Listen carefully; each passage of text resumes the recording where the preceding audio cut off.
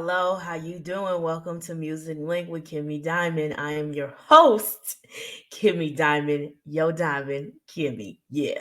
Content brought to you by Music Arena. Hello, how y'all doing today? Okay, this is the 15th episode. Okay, going into the new year 2022. This is going to be a good episode. Golly, I've been waiting to do this episode, and you're gonna find out why. So get your popcorn, it's kind of early for popcorn. Get your brunch, okay? Get your brunch or whatever, your drink or whatever, because this is gonna be a good episode, okay? So we usually do bar time. We ain't gonna do it for this episode. Um, due to the flowers, okay? You're gonna find out why. Okay, this is very extensive, okay, and for a good reason. We're gonna head towards flowers. Okay, so flowers is a segment that we do where we just show appreciation to somebody who contribute to the hip hop culture, the music culture in general, just giving them flowers, making sure that they acknowledge and making sure that they are not unappreciated, okay? Especially for this one. I mean, Missy Elliott. Yes, Missy Elliott. I could not wait to give her flowers, okay? Missy Elliott, okay? Mr. Beta, okay? I've been waiting on this. And of course, you gonna know why it's finna be long, okay? So, of course, she's a rapper, singer, songwriter, of course, and a record producer. Now, I know we know Missy as just Missy, but if you from way back then, you would know that she was a part of an R&B group first, okay? Before she started to get into rapping for real, we all know that she was a part of an R&B group called Phase, okay, or slash Sister, okay? And it was an R&B group with her childhood friends, and they formed back in 1991. And they were signed to Electra Records through Devontae from Jodeci, Swing Mob. Okay, Swing Mob was a collective, and Timbaland was on there, Magoo was on there, Genuine. It was just a whole bunch of people on there. You know what I mean? That was a part of that. And we all know that her and Timbaland are childhood friends. Okay, they are both from Virginia, so they are forever going to be tight up to this day. Now with Faye slash Sister, their first song was Brand New. Okay, it was brand new, and their debut album was For All My Sisters Around the World, that was released back in 1994. Okay, so here's a quick little note. So Missy wrote Raven Simone's debut song. That's what little girls are made of. I used to sing that long ago when I was a kid. It was a cute little song, you know what I mean? And she gave Raven some bars there. Like Missy pen game haven't rust at all. You know what I mean? So yeah, but a little bit after Faith and Sister kind of disbanded, but after that, Swing Mob kind of dissolved too as well. However, Missy, Timbaland, Magoo, Genuine, Playa, they all stood tight together and they created their own collective called the Super Friends, okay? And yeah, so both Missy and Timbaland helped crafted songs for SWV, of course, 702, Total, Nicole Ray, Destiny Child, and of course, Aaliyah. All right. They was definitely the instrument when it comes to Aaliyah songs. As we all know, One in a Million, Try Again, like those three together just created so many timeless hits. Okay, both her and Timbaland.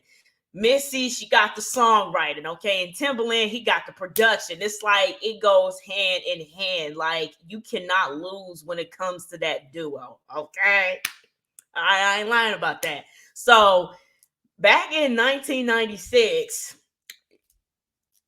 Okay, Diddy wanted her to be signed to Bad Boy, okay? But she's like, no, I don't know if that's a good idea. So she decided to create her own label called the Gold Mine Incorporated. Okay. Smart move. Okay. And along with that, she signed it. She created her own label through Elektra. Okay. Just let you know now. She signed after Elektra, she signed to Atlantic currently. Now, along with that, creating her own label, she gave us Supa Dupa Fly, okay? The most memorable Missy album ever. And for this to be her first album is very timeless. And of course, I'm going to touch on that album this year because it's going to turn 25, all right? Because it was released back in 1997. So I'm not going to get into details of that album, so you don't have to wait on that, okay? I just want it to be a special little unwrap when it comes to that album. Now, of course, she gave us The Rain. I can't handle the rain, okay?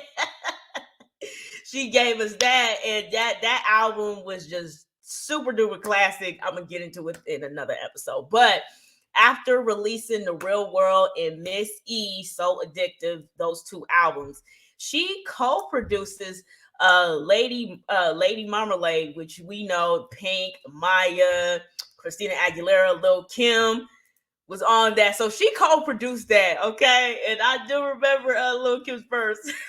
Okay, come through with the money in the garden bells, let them know about that cake straight out the gate. All right, so I did not know she co-produced that.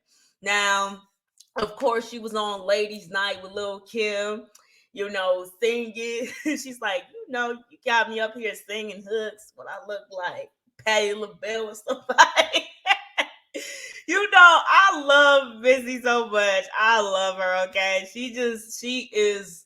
I'm finna get into it after I give you these details, okay? I'm gonna tell you why. All right, so of course she gave us timeless albums, timeless songs along the way. You know what I mean? Lose Control. You know what I mean? 1-2 Step with Sierra. Like, dude, I could go on. And Gossip Folks, which is one of my favorite songs.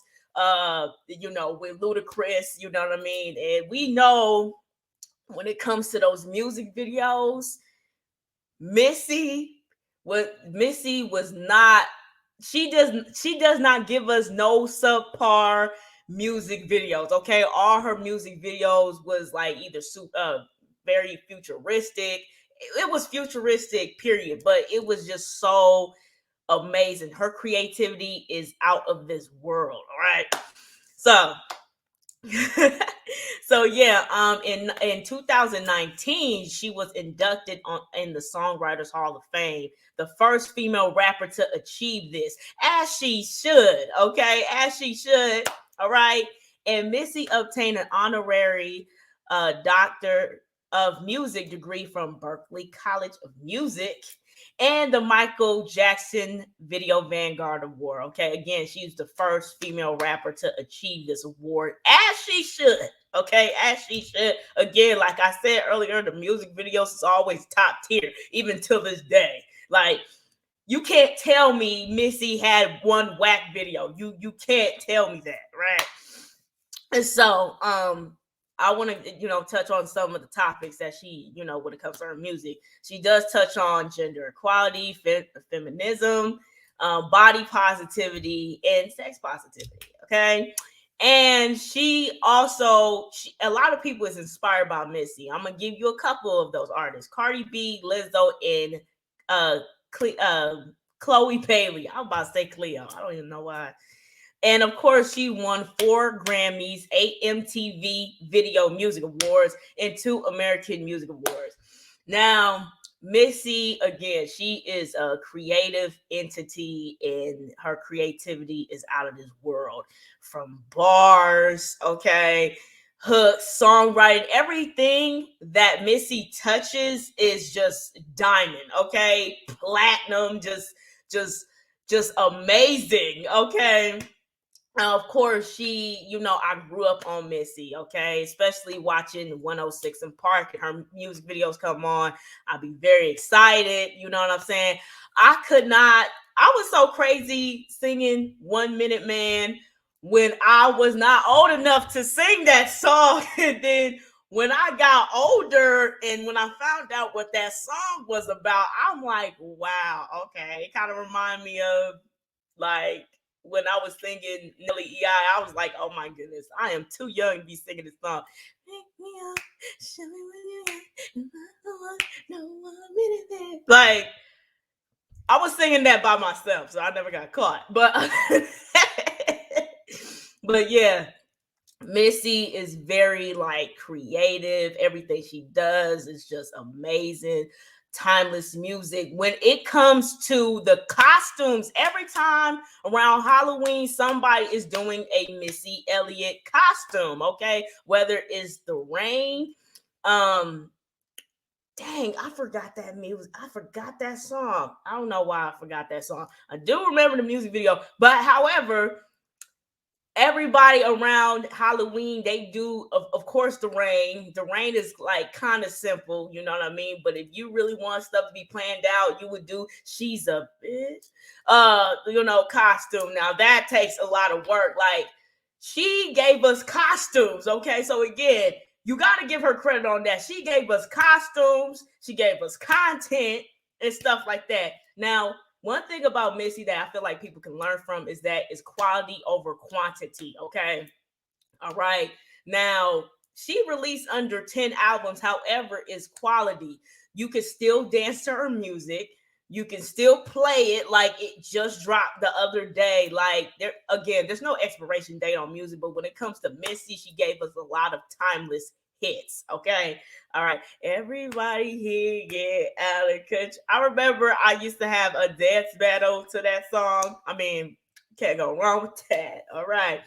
But again, and also let's not forget she got her Hollywood Star of Fame, right? That's what it's called. I think that's what it's called. But I feel like she should have been had that. I gotta say, these awards that she have achieved recently, she should have been had that. You know what I mean? And then some. I feel like she should have been had her own star. The Michael Jackson video garden. She should have had that in like 2007, or it probably came out when, the Michael Jackson Video Vanguard Award probably started like after that. But I feel like, hey, if it was around that time, she should have been at that. So that will be it for flowers. Again, shout out to Missy. Thank you so much. You are like the epitome of my childhood. You are definitely an inspiration. You are definitely the epitome of going outside the box. Okay. And again, you deserve so many awards and you deserve to be appreciated. Okay. Like, I love her. Okay. She even tweeted me a couple of times on Twitter. Y'all better not say that. All right. So we finna get to Biz After Music. Biz After Music is a segment that we do that we talk about, rappers, get into investments, endorsements, advertisements. However, on this particular Biz After Music, we don't really talk about the Biz After Music. Okay. So T-Pain, shout out to T-Pain for doing this. Okay. So T-Pain, he tweeted not too long ago about how many streams it takes on each streaming platform in order to make $1. Okay. I want you to see it real quick. Just look at those numbers. Look at YouTube. Look at the YouTube. Like, look at this. This is crazy. For $1.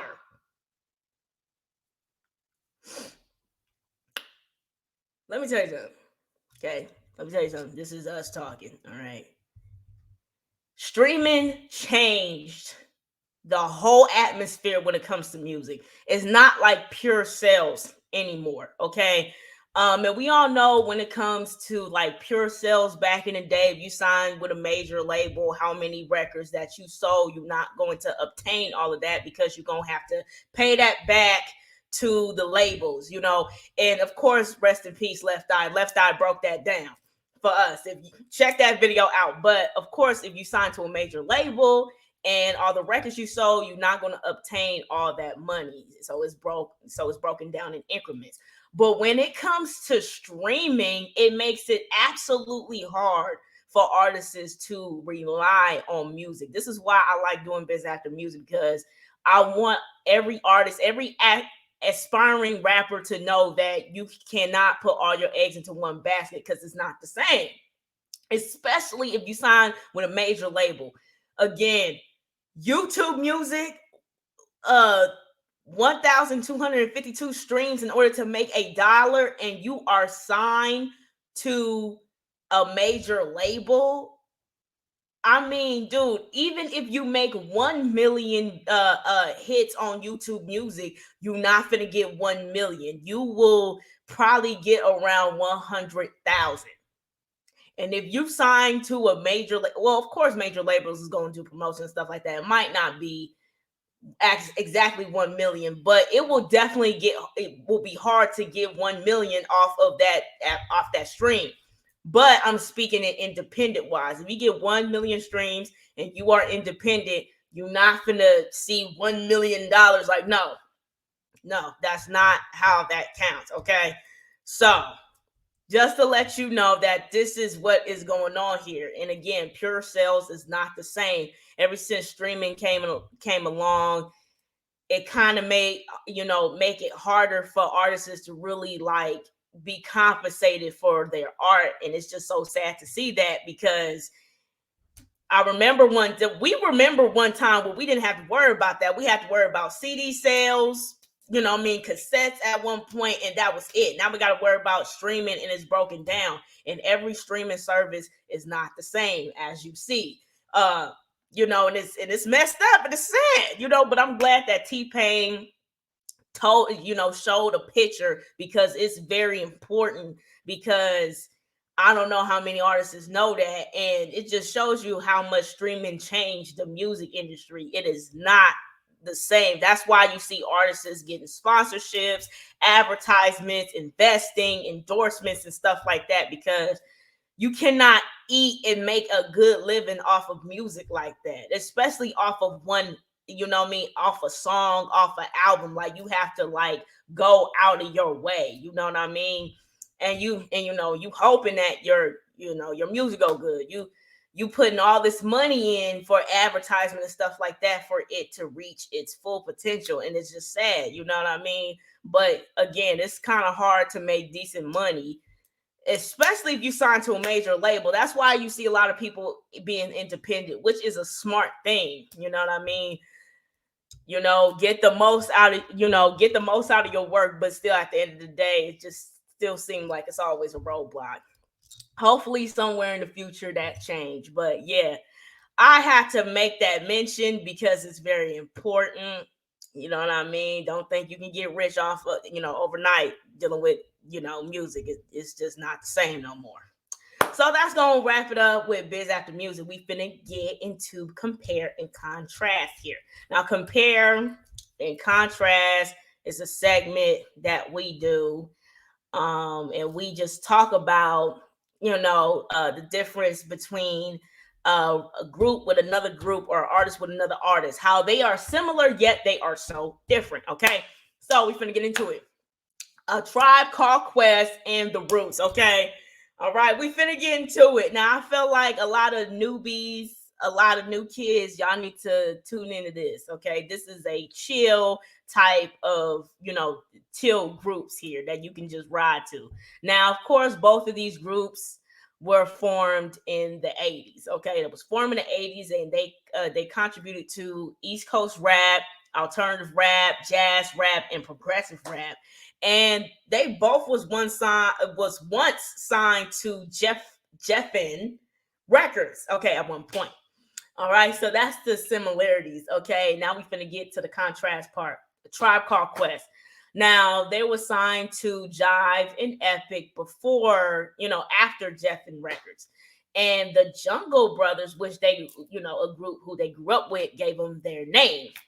And there was a part of a collective, hip-hop collective called Native Tongues with a few people. I'm naming a few people that was a part of that collective: Queen Latifah and De La Soul. Okay, it's a lot of people on that collective, But yeah, but after the Love Movement, their album, the group disbanded due to Jive Records. Now, a lot of people was, I know a lot of people did not see them like in mainstream like that. And we all see that Q-Tip, he went solo and stuff like that. But yeah, it was a lot of issues because of like differences, creative differences, and it was just not the same after time went on. And Five Dog, who was a part of the group, he had health issues and stuff like that, and unfortunately he passed away in 2016. So after he passed on, the group was like, we just cannot move on without Five Dog. That's like the homie. We just cannot move on. So that's what happened. And they all did like solo projects. So that's why, a lot of, I gotta say, this generation don't know about Tribe Called Quest like that. But, that's why. Now we finna get into the Roots. Now the Roots, they were signed to DGC Records, then Def Jam, right? And they was Square Roots before the Roots, but they dropped the Square because there was another group called Square Root. And they consider themselves to produce organic hip hop jazz. Okay, they even have an album called Organics with an X, yeah. And their music content touches underground hip hop, neo soul, rap rock, experimental hip hop, conscious hip hop. Like they touch a lot of genres. Like they just hip hop in general. Every genre you can think of, minus West Coast rap because they not from the West Coast, and gangster rap. They touch at that point. Okay. And sadly, one of the formers of the group, Malik B, he passed away as well. But y'all, listen to these groups. If you have not, listened to these groups, y'all need to, okay? Especially if you want to chill and just ride and just relax and want to take a break from like, hip hop. Sometimes I take breaks off hip hop sometimes. Listen to Tribe Called Quest and the Roots, please try it. Like, listen to it. All right, it's very cool and it's very relaxing. Okay, you cannot go wrong with that. So again, rest in peace Five Dog, and rest in peace Malik B. Again, shout out to both of these groups. Please check them out. Now that's gonna be it for compare and contrast. We finna get into it, called Returning to the Capsule. Okay, this is a segment that we do where we go way back when, and we just talking about albums that was released and just reminiscing on those times. Now this is a 2002 edition, of course, 20-year anniversary. Like, wow. Okay, they finna turn 20. Okay, they haven't turned 20 yet. All right, but they will. First, we're gonna talk about Kings of Crunk by Lil Jon and the East Side Boys. Okay. All right. So this was released back in October 29, 2002. And the singles from this album is Play No Games. Hey, I don't give a hey. I can't say the word. I gotta keep it PG. And Get Low. Hey, 360. Hey, to the thing to me with both. I get loud. Hey, that's still on my playlist. Okay, it peaked #1 on U.S. independent albums and #2 on U.S. top R&B and hip hop albums. This was their 4th album that they released, and it was the highest selling album from 2003 and 2004. Which makes sense. They gave us Get Low, a real party classic. Like, when that song play, you gonna get turned. My ladies finna twerk, and my fellas finna go crazy. Like, that song is a party anthem classic, and I don't give, especially if you wake up in the morning and you very tired. If you play I Don't Give a, that's gonna give you energy. Like, okay, I'm awake. That's gonna be coffee. Okay. I can't believe that this is gonna be 20 years. That is crazy. Next album we're gonna get into is The Fix by Scarface. Okay, a classic record. If you have not heard this album, you should. Okay. All right. This was released back on August 6th. Okay. And singles is My Block, okay, and Someday off of this album. And this is his seventh album that he released, and it peaked #1 on U.S. Top R&B and Hip Hop Albums charts, and #4 on Billboard 200. Okay, now guess who's Bizak is on this album? Okay, I talked about that song, you know what I mean, a couple or last episode. However, I talked about that. Listen to that album, all you new kids. Okay, tune into that. Okay, this was the era. All right, where bars was still bars. Okay, talk about lyricism. All right. Now, last but not least, we finna get into God's Son by Nas. Okay, a very classic album. All right, released on December 13th. Okay. Singles is Wait, I Made You Look. Hey, and I Can and Get Down was the singles from this album. Okay, this was his sixth album that he had released, and it peaked #1 on U.S. Top R&B and Hip Hop Albums chart, and is certified platinum. Now, the background of this album is like very touchy. Now, this album was inspired by Nas's mother. His mother really inspired him to do this album. And again, this album was very monumental because this was during the time him and Jay-Z was going back and forth on Wax, but aside from that, you know what I'm saying, he, his mother had health issues, and unfortunately she passed away. So it kind of gave him that urge to do this album. And he noted that God's Son is he said God's Son is my most personal album, and I poured my heart and spirit into it. And yeah, and he pushed back the release date, trying to avoid bootlegging. This was when bootlegging was was ridiculous. He even said that he put like a fake album out there because of bootlegging, and he said that the sequencing was trash and stuff like that. It's not gonna be the album. It's just gonna sound terrible. You know what I mean? Which makes sense. You don't want to put your hard work out there and something very personal to you out there for it to get ripped off just because somebody wanted it to be done quickly, like trying to get it quickly. So he set them up like, no, this is not the album, son. Like, no. So, he, was 10 steps ahead of them, which was smart. So yeah, Made You Look is one of my favorite songs. Okay, that song is hard. The production on that song was crazy. Like, it was like a hip hop, a real hip hop song. Okay. Now let's go wrap up for this episode. What is your favorite Missy Elliott album or Missy Elliott song or Missy Elliott music video? We can talk about it. And also the streaming numbers. Did you know that that's how much how much streams it has to take to make $1 or not? Let me know. And A Tribe Called Quest and Roots was your favorite albums by them two groups? What's your favorite song by them two groups?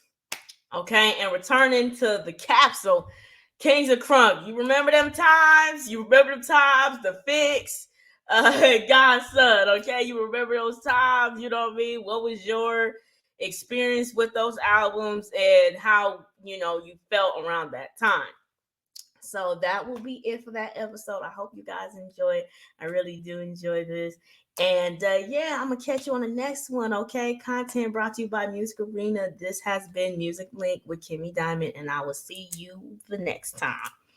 Bye.